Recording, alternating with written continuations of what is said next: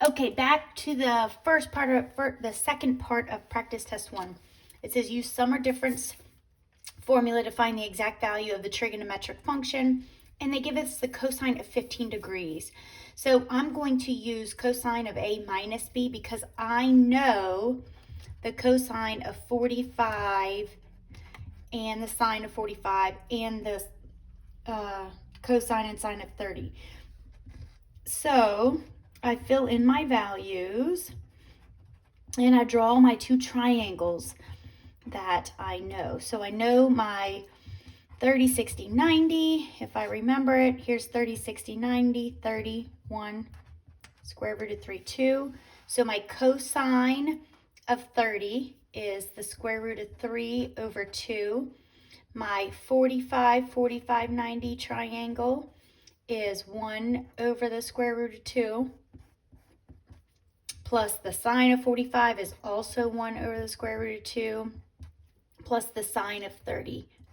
Times the sine of 30, 1/2. So I get the square root of 3 over 2 square root of 2 plus 1 over 2 square root of 2. They don't like, I'm just combining my fractions, radicals in the denominator. So I multiply both my numerator and my denominator by the square root of 2, and I get my final answer to be the square root of 6 plus the square root of 2 over square root of 2 times the square root of 2 becomes the square root of 4, which is 2 times 2 over 4. That's my final answer. Now this next one, I'm solving the following triangle.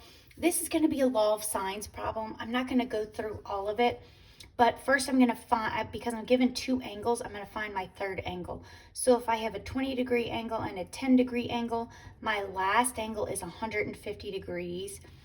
Then I set everything up. So I have my sine of A over A equals sine of B, B, capital B, these are the little letters, over B equals sine of C over C. Well, I have A and A, so I'm going to put sine of 20 over 7 equals, I'm going to do sine of 10 over B. Then what I do is I multiply by B. So in my calculator, I type in sine of 20, make sure it's in degrees, sine of 20 divided by 7, and I hit enter. Now, if I multiply by B, I have B on this side, and I have to divide by this term. So then what I do is I type sine of 10 divided by my answer, and I get 3.55 for B.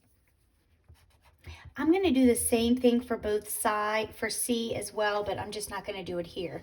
Notice if A is 20 and B is 10, my side B should be less than my side A because the angle's smaller, and it is. It's just another way to check.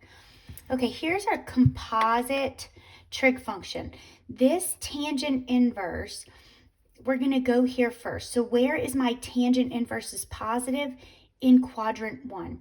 But first, y'all are looking at it and you're going, I don't remember a tangent inverse like this. All they did was rationalize the denominator.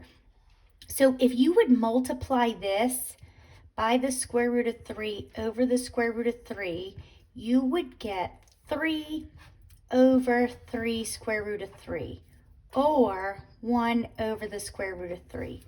Now, do we know where our tangent inverse is 1 over the square root of 3? Yes, we do. So we can draw it. You could also draw your triangle and figure out the other side, but I know y'all are looking at that going, oh, I know that angle is 30 degrees. So we have 1 square root of 3. What is this side going to be? Well, it's our 30, 60, 90, so it's 2. If you didn't realize this, you could have put square root of 3, 3, and then done your Pythagorean theorem, and you still would end up getting the same answer.